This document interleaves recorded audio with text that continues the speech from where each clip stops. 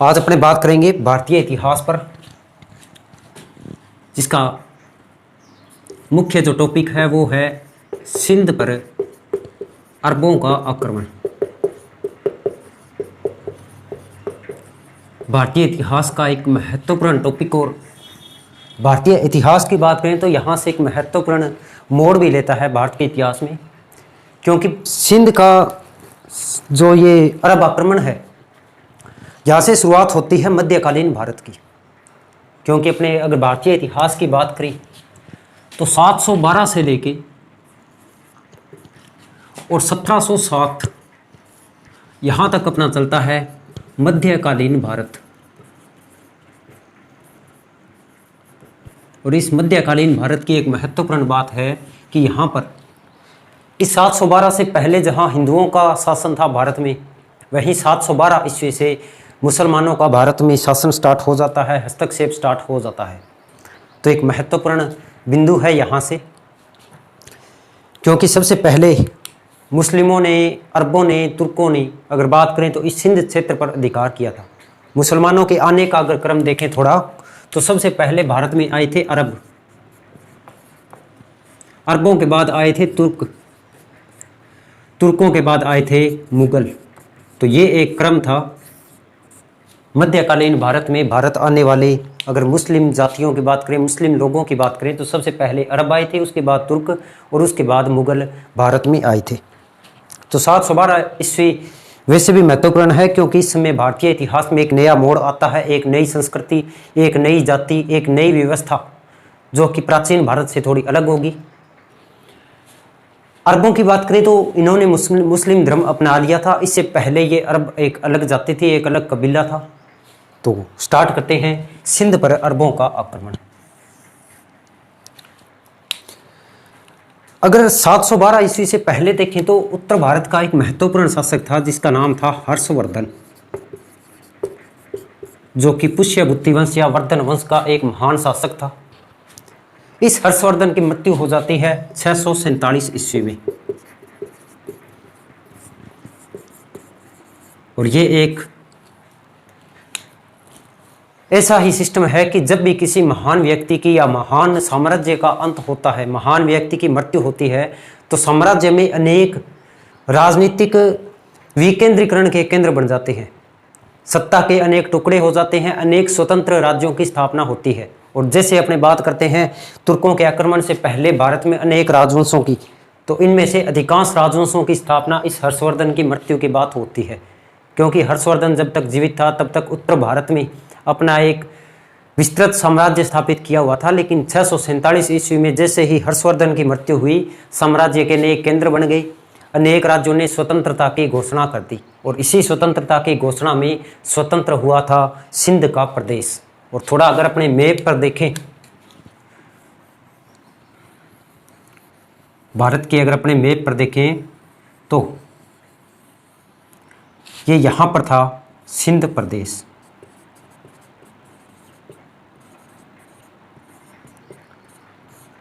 भारत में जितने भी आक्रमण हुए हैं, चाहे प्राचीन काल में होंगे या मध्यकालीन आक्रमण होंगे, जितने भी विदेशी आक्रमण होंगे, सारे के सारे इस क्षेत्र से आक्रमण होंगे।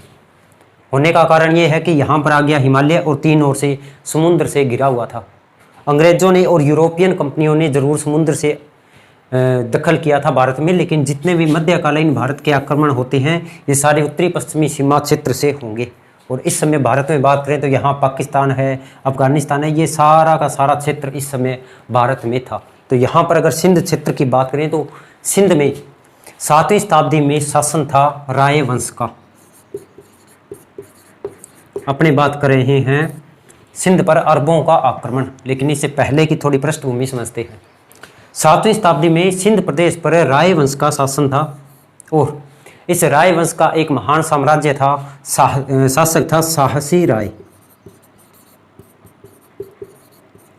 इसे साहसी राय सेकंड भी कहा जाता है। राय वंश का शासन था, साहसी राय सेकंड इसका शासक था। और इसी साहसी राय का एक सेनापति था, एक मंत्री था, जिसका नाम था चाच। कुछ समय बाद इस मंत्री जो कि चाच था, इस मंत्री ने इस साहसी राय की हत्या कर दी और हत्या करने के बाद इसी चाच ने इस सिंध प्रदेश में स्थापना की थी ब्राह्मण वंश की।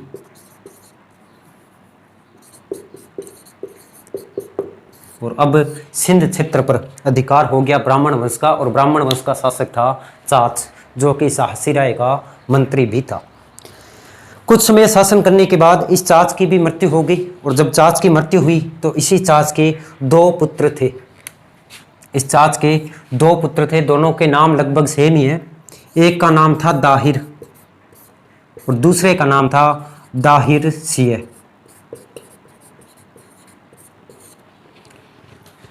ब्राह्मण वंश का शासक चाच, और इस चाच के 2 पुत्र थे, एक का नाम था दाहिर और एक का नाम था दाहिर सिंह। और इन दोनों के मध्य इस सिंध प्रदेश के शासन को लेकर एक आंतरिक संघर्ष होता है, उत्तराधिकार संघर्ष होता है दाहिर और दाहिर सिंह में। और इसी आंतरिक संघर्ष के दौरान इस दाहिर का एक चचेरा भाई था दुराज, और इस चचेरे भाई दुराज की मदद से इस सिंध प्रदेश का शासक बन गया राजा दाहिर। और अब इस सिंध प्रदेश का शासक कौन है? राजा दाहिर, जो कि ब्राह्मण वंश से संबंधित था। तो इस समय तक अपने प्रमुख रूप से पढ़ चुके हैं। 647 तक हर्षवर्धन का शासनकाल था। उस समय तक भारत में स्वतंत्र शक्तियों का उदय नहीं हुआ था, लेकिन 647 में जैसे ही हर्षवर्धन की मृत्यु होती है, विघटनकारी शक्तियां प्रबल हो जाती है, और इन्हीं शक्तियों के द्वारा भारत में अनेक छोटे छोटे स्वतंत्र राज्यों की स्थापना की जाती है। अनेक छोटे छोटे स्वतंत्र राज्य स्थापित हो जाते हैं, और जिन शासकों को हम तुर्की आक्रमण के समय देखते हैं, उन्हीं वंशों की स्थापना इसी हर्षवर्धन की मृत्यु के बाद होती है। अब जब सारा का सारा उत्तर भारत स्वतंत्र हो रहा था, तो यहाँ पर सिंध प्रदेश भी अछूता नहीं रहा, और सिंध प्रदेश में स्वतंत्र सत्ता की स्थापना हो गई। और 7वीं शताब्दी की बात करें तो इस समय राय वंश के साहसी राय द्वितीय का शासन सिंध प्रदेश में था। साहसी राय द्वितीय के सेनापति चाच के द्वारा इस साहसी राय की हत्या कर दी जाती है, और चाच ने यहाँ पर ब्राह्मण वंश की स्थापना की थी। तो एग्जाम के लिए मोस्ट इंपॉर्टेंट क्वेश्चन ये भी बनता है कि अरब आक्रमण के समय जिस ब्राह्मण वंश का शासन था, उस ब्राह्मण वंश की स्थापना किसने की थी? तो मंत्री चाच के द्वारा इस ब्राह्मण वंश की स्थापना की गई थी। अभी तक कोई भी मुस्लिम आक्रमण भारत में नहीं हुआ है। चाच के शासनकाल के बाद जब इसकी मृत्यु हो गई, तो इसके 2 बेटे थे, दाहिर और दाहिर सिंह, और दोनों के मध्य एक उत्तराधिकार संघर्ष हुआ। और इस संघर्ष में इस दाहिर के चचेरे भाई दुराज ने दाहिर की सहायता की, और अब शासक बन गया दाहिर, यानी राजा दाहिर अब सिंध प्रदेश का शासक बन गया। अब जब आंतरिक कलह हुआ था, तो जाहिर सी बात है कि साम्राज्य में अव्यवस्था तो फैलेगी, और जब अव्यवस्था फैली तो अर्थव्यवस्था का भी पतन होगा। अव्यवस्था के कारण माहौल सारा गड़बड़ाएगा, और इसी अव्यवस्था को देखते हुए अरबों को भारत की ओर आक्रमण करने का अवसर मिलता है। लेकिन सिंध प्रदेश पर आक्रमण करने से पहले भारत पर एक अरब आक्रमण हो चुका था, और वो अरब आक्रमण था खलीफा उमर के समय। थाना जो कि बम्बई क्षेत्र में है, वहाँ पर अरबों के द्वारा आक्रमण किया गया, लेकिन ये आक्रमण पूरी तरह से असफल रहता है। तो यहाँ पर अपने लिख भी सकते हैं, खलीफा इस समय थे उमर, और इस खलीफा उमर के समय मुंबई के, वर्तमान मुंबई उस समय मुंबई, हालांकि मुंबई की समय तक स्थापना तो नहीं हुई थी, लेकिन उस समय अगर यहाँ का वर्तमान क्षेत्र है जो थाना, इस थाना क्षेत्र पर अरबों का आक्रमण हो चुका था, लेकिन ये आक्रमण असफल होता है।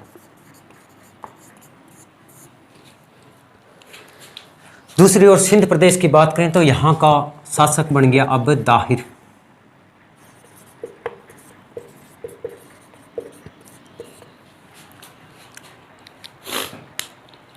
और इस समय खलीफा उमर के द्वारा 636 ईस्वी में इस थाना क्षेत्र पर आक्रमण किया गया था, लेकिन ये आक्रमण असफल होता है। दूसरी ओर सिंध का शासक था राजा दाहिर, और दाहिर के समय अरबों ने भारत की ओर आक्रमण करने का निश्चय किया, लेकिन कोई ना कोई बहाना जरूर चाहिए था। थोड़ा सा अगर बहाने की बात करें तो अरबों के साथ भारत का प्राचीन काल से व्यापारिक संबंध था, और भारत का नहीं, भारत के बाहरी देश जैसे श्रीलंका है, और अन्य देशों के साथ भी व्यापारिक संबंध स्थापित था। इसी व्यापारिक संबंधों के दौरान, क्योंकि इस समय अगर इराक की बात करें जहाँ से अरब आए थे, इराक का इस समय गवर्नर था अल हजाज, जो कि इराक का गवर्नर था। अरब व्यापार करते थे श्रीलंका में भी,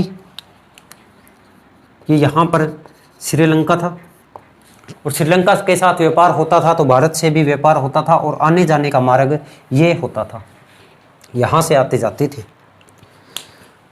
जब सिंध राज्य में दाहिर और इसके भाई के मध्य उत्तराधिकार संघर्ष हो रहा था, उस समय यहाँ पर अव्यवस्था फैली हुई थी, और इसी अव्यवस्था के दौरान सिंध प्रदेश के कुछ डाकुओं के द्वारा कुछ जहाज़ों को समुद्र में डुबो दिया जाता है, और उन पर जो लोग सवार थे उनको कुछ को मार दिया और बाकी लूट पाट कर ली जाती है। और ये जो लूटे हुए जहाज़ थे जो श्रीलंका से आए थे, इन जहाज़ों को इन सिंध प्रदेश के जो डाकू थे उन्होंने यहाँ पर लूट लिया और इनके लोगों को यहाँ पर मार दिया जाता है। ये जहाज़ अरब व्यापारियों के थे, और जाहिर सी बात है कि जब अरबों के जहाज़ को डुबोएंगे तो वहाँ के लोगों के द्वारा ऑब्जेक्शन भी किया जाएगा। और इस समय सिंध के शासक थे राजा दाहिर, और इराक इस प्रदेश के गवर्नर थे अल हजाज। अल हजाज ने इस बात की शिकायत भेजी दाहिर के पास, और दाहिर से बोला, केवल दो मांगे रखी थी, एक तो इन डाकुओं का सफाया कर दिया जाए, और दूसरा ये जितने भी जान माल का नुकसान हुआ है इसकी भरपाई भी कर दी जाए। लेकिन दाहिर ने कोई एक संतोषपूर्ण उत्तर नहीं दिया, और जब संतोषपूर्ण उत्तर नहीं दिया तो अल हजाज ने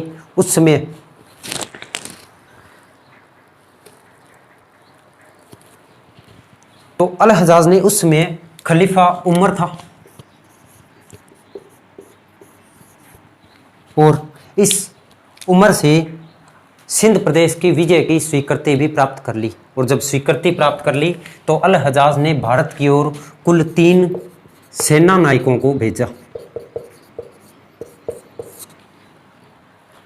3 सेना नायकों को भेजा था, और इन्हीं 3 सेना नायकों के द्वारा सिंध प्रदेश की ओर अभियान किया जाता है, और ये अरबों का प्रथम अभियान था। प्रथम जो 2 सेनापति थे वो थे, एक का नाम था उबैदुल्लाह और दूसरे का नाम था बुरदल। उबैदुल्लाह और बुरदल, इन 2 सेना नायकों को भेजा जाता है सबसे पहले दाहिर के विरुद्ध, लेकिन राजा दाहिर ने इन दोनों सेना नायकों को मार दिया, और इस प्रकार अरब आक्रमण पूरी तरह से असफल हो गया। लेकिन तीसरे आक्रमण में एक और व्यक्ति आता है जिसका नाम था मोहम्मद बिन कासिम, और इस मोहम्मद बिन कासिम को भेजा जाता है सिंध की ओर विजय करने के लिए। और सबसे पहले अरब आक्रमण जो कि मोहम्मद बिन कासिम के द्वारा किया जाता है 712 ईस्वी में। दूसरा कारण अगर देखें, एक तो कारण ये हो गया कि श्रीलंका से आने वाले अरबी जहाज़ों को सिंध प्रदेश के डाकुओं के द्वारा लूट लिया जाता है, और दूसरा कारण ये था कि इससे पहले अरब लोग भारत से व्यापार करते थे और कोई वजह नहीं थी, लेकिन जैसे ही अरबों ने इस्लाम धर्म स्वीकार कर लिया तो अरबों ने यहाँ पर धर्म प्रचार का भी कार्य किया, जिससे भारत के जो शासक थे उन्होंने इस बात से नाराज़गी भी जाहिर की, और इसी नाराज़गी को लेकर और दूसरा इस्लाम धर्म स्वीकार करने के कारण अरबों ने भारत में धर्म प्रचार करने के लिए ये आक्रमण किया था। कारण चाहे जो भी हो, भारत में मुस्लिम आक्रमण या अरब आक्रमण इस समय होना स्टार्ट हो गया, और सबसे पहले आक्रमणकारी था मोहम्मद बिन कासिम, और इस कासिम ने इस सिंध प्रदेश पर आक्रमण किया था। अब बात करते हैं मोहम्मद बिन कासिम के सिंध आक्रमण की। तो सिंध की बात करें तो यहाँ पर प्रमुख रूप से 5 नगर थे, हालांकि 6 नगर थे, लेकिन अपने बीच में एक जो सिस्टम के जाटों का अभियान है वो भी साथ में करेंगे तो वो टोटल 6 हो जाएंगे। तो बात करते हैं मोहम्मद बिन कासिम की, और मोहम्मद बिन कासिम भारत में रहता है 712 ईस्वी से 715 ईस्वी तक।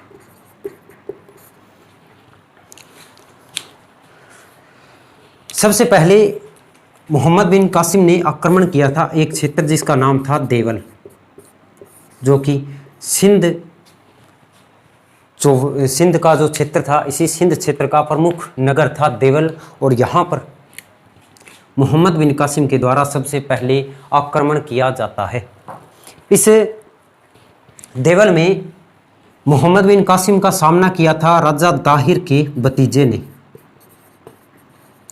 इस राजा दाहिर के भतीजे ने इस देवल आक्रमण पर मोहम्मद बिन कासिम का सामना किया था, लेकिन यहाँ पर दाहिर के भतीजे की मृत्यु हो जाती है। और यहाँ पर मोहम्मद बिन कासिम के द्वारा एक आदेश जारी किया जाता है कि 17 वर्ष के ऊपर आयु वाले जितने भी लोग हैं, जितने भी युवक हैं, पुरुष हैं, उन सभी को मार दिया जाए। और इस देवल अभियान के दौरान देवल में 17 वर्ष से ऊपर वाले समस्त पुरुषों की हत्या कर दी जाती है। देवल विजय होने के बाद अगला जो क्षेत्र था वो था नेउन। अगला जो प्रांत था उसका नाम था नेउन प्रांत। इस नेउन प्रांत पर देवल के बाद मोहम्मद बिन कासिम के द्वारा आक्रमण किया जाता है, लेकिन राजा दाहिर यहाँ पर भी मौजूद नहीं था, बल्कि यहाँ पर जो नेउन नगर है उसकी रक्षा का भार दिया था एक पुजारी पर। लेकिन यह पुजारी इस नेउन नगर की रक्षा नहीं कर पाया। और दूसरा कारण ये था कि इस नेउन में बौद्ध लोगों की संख्या या बौद्ध धर्म के जो लोग थे उनकी संख्या ज़्यादा थी, और इस समय बौद्ध धर्म ब्राह्मणों से तंग आ चुके थे। और इसीलिए यहाँ के बौद्ध जो लोग थे उन्होंने इस मोहम्मद बिन कासिम का स्वागत भी किया था। तो देवल के बाद नेउन विजय की थी, और इस नेउन में मोहम्मद बिन कासिम का सामना किया था एक पुजारी ने, लेकिन यहाँ पर इस पुजारी की भी मृत्यु हो जाती है। और यहाँ पर जो बौद्ध संख्या थी, बौद्ध संख्या अधिक थी, और इन्होंने मोहम्मद बिन कासिम का स्वागत भी किया था। तो प्रमुख 5 प्रांत है, जिसमें से 2 देवल और नेउन। नेउन के बाद अगली विजय की जाती है सेहवान की विजय। सेहवान पर भी मोहम्मद बिन कासिम का अधिकार हो गया। और सेहवान के बाद एक क्षेत्र था शिशम, और शिशम पर इस समय जाटों का बाहुल्य था। जाटों ने भी सामना किया था, लेकिन ये भी पराजित हो गए। और इसके बाद अगली जो विजय यहाँ से की जाती है उसका नाम है रावर विजय। रावर या इसे रावर भी कहा जाता है।